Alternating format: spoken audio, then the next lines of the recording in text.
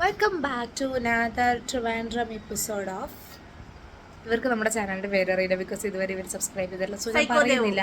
സൈക്കോദേവ് അതപ്പോ ഇവര് കണ്ടുപിടിക്കട്ടെ അല്ലെ. നമ്മുടെ കൂടെ നടന്നിട്ട് ഇവർ ഇതുവരെ നമ്മളെ സബ്സ്ക്രൈബ് ചെയ്തിട്ടില്ല. ഇല്ല, ബിക്കോസ് അത് സൈഷെയറിലല്ല, നമ്മുടെ പുതിയ ചാനലാണ്. അതെ, കണ്ടുപിടിക്കട്ടെ. അപ്പൊ ട്രിവാൻഡ്രം വ്ലോഗ് എന്നെ ഒന്ന് പറയാൻ സമ്മതിക്കോ? അപ്പൊ Trivandrum vlog again. And usually എന്റെ കൂടെ ഉണ്ടാവാറുള്ളത് റഹ്മത്താണ്. This time for a change നമ്മൾ ലക്ഷ്മി കുട്ടിയെ കൊണ്ടുവന്നിരിക്കുകയാണ് ഗൈസ്.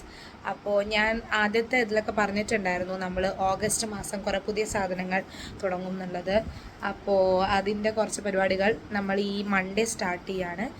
സോ അതിൻ്റെ കുറച്ച് കാര്യങ്ങളൊക്കെ ആയിട്ട് നമുക്ക് ഇറങ്ങണം. എന്ന് ഇറങ്ങാമെന്ന് വിചാരിച്ചാലും ഇതാണ് അവസ്ഥ. ഓക്കെ, അപ്പോൾ അപ്പോൾ ഞാൻ ആദ്യം ഒരു ഇൻട്രോ എടുത്തായിരുന്നു, പക്ഷെ അത് രസം തോന്നിയില്ല. അപ്പോൾ എന്തായാലും അപ്പോൾ അതിന് വേണ്ടിയിട്ട് ഇറങ്ങാനായിട്ടുള്ള പരിപാടിയാണ്. അഗെയിൻ ജ്യോതി വരാൻ വേണ്ടി വെയിറ്റ് ചെയ്ത് നിൽക്കുക. ഒരു ഉച്ചരയോളമായി. സാരില്ല, പക്ഷെ നമ്മൾ പാതിരാത്രി വരെ ഇരുന്ന് പണിയെടുക്കുന്നതുകൊണ്ട് കുഴപ്പമില്ല അല്ലേ ലക്ഷ്മി? അതെ. അപ്പോൾ എന്തായാലും ഞങ്ങൾ പണിയെടുക്കാൻ പോവുകയാണ്. എന്തെങ്കിലുമൊക്കെ കാര്യങ്ങളൊക്കെ ഒന്ന് സെറ്റ് ചെയ്യണം എന്നാണ് നമ്മുടെ ഉദ്ദേശം. അപ്പം എല്ലാം സെറ്റാക്കാം. അപ്പോൾ സീ യു. ചാനൽ കണ്ടുപിടിക്കാൻ ശ്രമിക്കുകയാണോ? ഞാൻ കണ്ടുപിടിച്ചിട്ട് കമന്റ് ഇടുന്നു. എന്താണ് പേരെന്ന് അതിൻ്റെ ഒരു ഊഹം? ഒന്നും പറയാൻ പറ്റില്ല. ശരി, ഞാൻ കണ്ടുപിടിക്കും. എവിടെ ഇപ്പോൾ തപ്പിപ്പോയേ? അത് ഞാൻ ക്യാൻ വരാൻ പോയി, എന്നിട്ട് ഞാൻ തിരിച്ച് യൂട്യൂബിലേക്ക് ക്യാൻവ പോയിട്ട് എന്ത് കിട്ടി?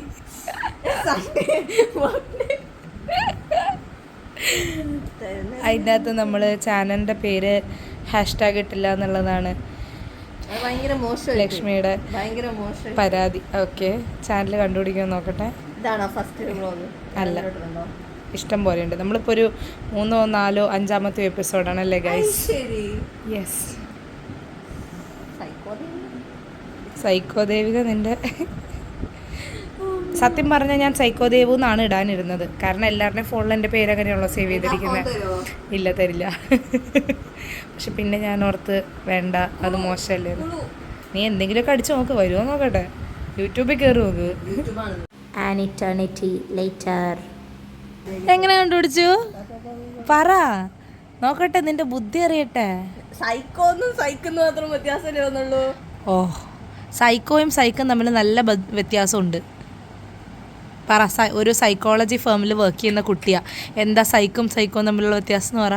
ഇപ്പൊ പിരിച്ചുകൊടുത്തിന് എവിടെ? എങ്ങനെ കണ്ടുപിടിച്ചു നോക്കട്ടെ. എങ്ങനെ എങ്ങനെ കണ്ടുപിടിച്ചു പറ.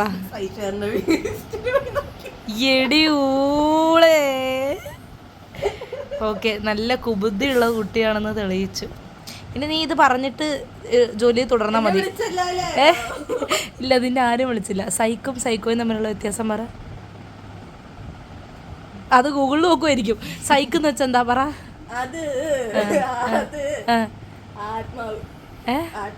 ഗൂഗിൾ അതിനുള്ളിൽ പറഞ്ഞു തന്നല്ലേ? ശരി, ആയിക്കോട്ടെ.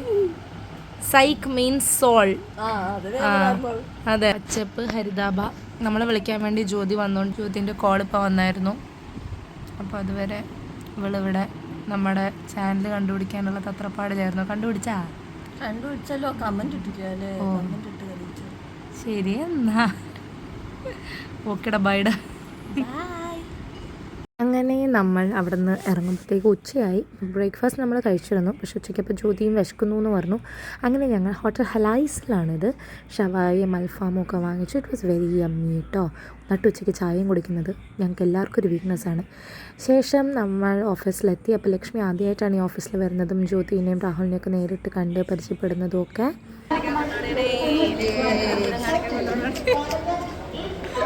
നമ്മൾ ക്ലോക്ക് റൂമിൽ സാധനങ്ങളൊക്കെ വെച്ചിട്ട് ഇനി നമ്മൾ തിരുവനന്തപുരം കറങ്ങാൻ പോവുകയാണ്. എന്നിട്ട് നമുക്ക് എന്നിട്ട് നമ്മൾ ജനശതാബ്ദി പിടിക്കും. ഓക്കെ. സത്യം പറഞ്ഞാൽ 2 ദിവസമായിട്ടാണ് കേട്ടോ ഞാനത് ഷൂട്ട് ചെയ്തത്. അപ്പോൾ ലക്ഷ്മി ട്രിവാൻഡ്രത്ത് വന്ന ദിവസം എന്നുള്ള രീതിയിൽ 2 ദിവസമായിട്ടാണ്.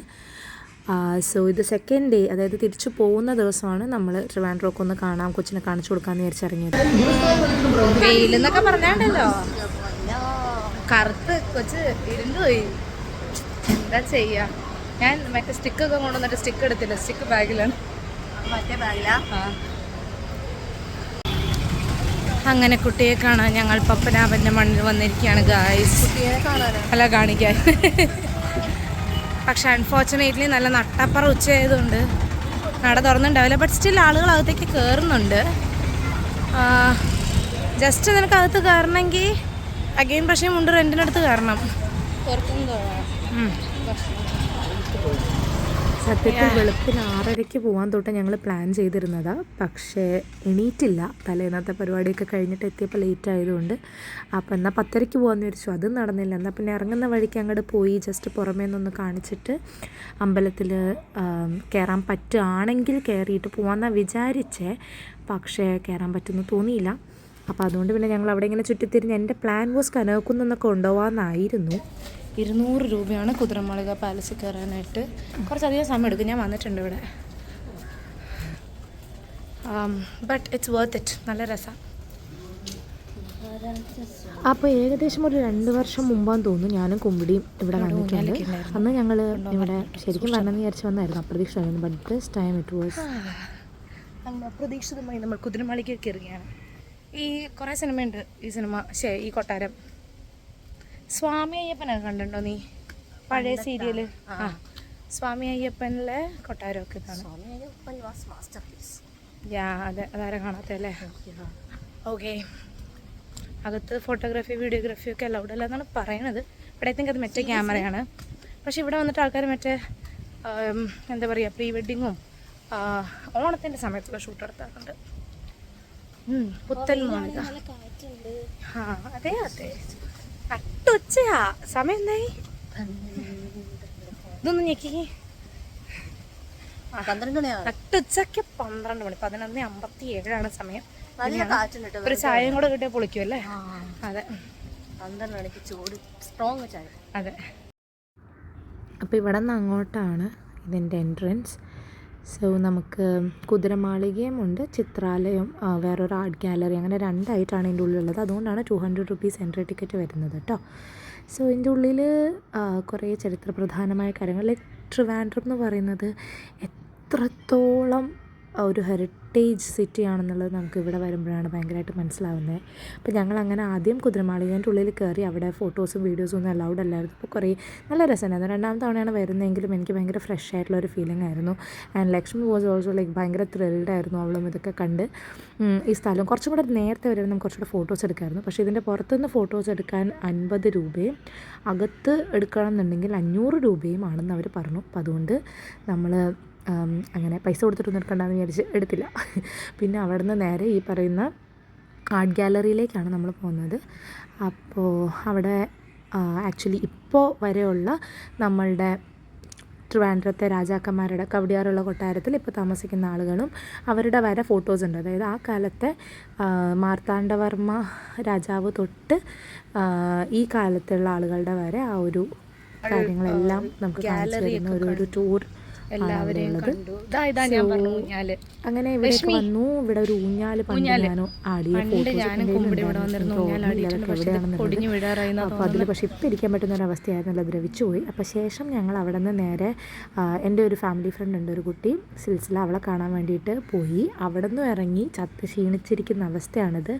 അപ്പോൾ അങ്ങനെ അവിടെ നിന്ന് ഇറങ്ങി ഞങ്ങൾ പിന്നെ നേരെ പോകുന്നത് ഫുഡ് കഴിക്കാൻ മദേഴ്സിലേക്കാണ്. കുറച്ചുകൂടെ സമയമുണ്ട്, ഒരു മണിക്കൂറും കൂടെ ബാക്കിയുണ്ട് ട്രെയിനിന് വേണ്ടിയിട്ട്.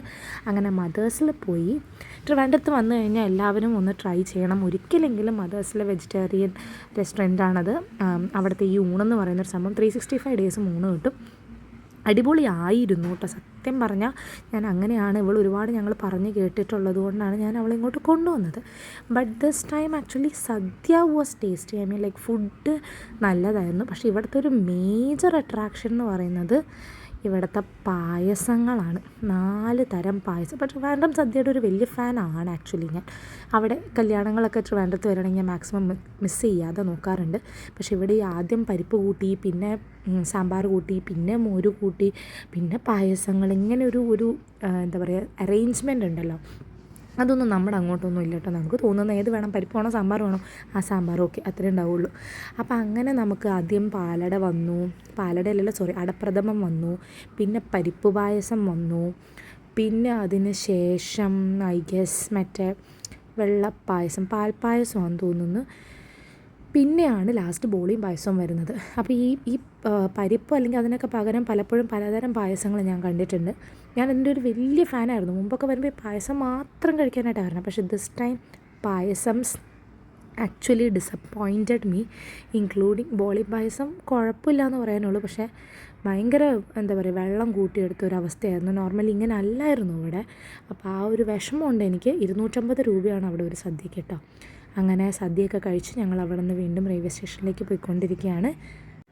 അങ്ങനെ തിരിച്ച് റെയിൽവേ സ്റ്റേഷനിലെത്തി ക്ലോക്ക് റൂമിൽ നിന്ന് നമ്മുടെ സാധനങ്ങളൊക്കെ എടുത്ത് 2:50 ജനശതാബ്ദി പിടിച്ച് നമ്മൾ പോന്നു. And yeah, that's it. Thank you for watching.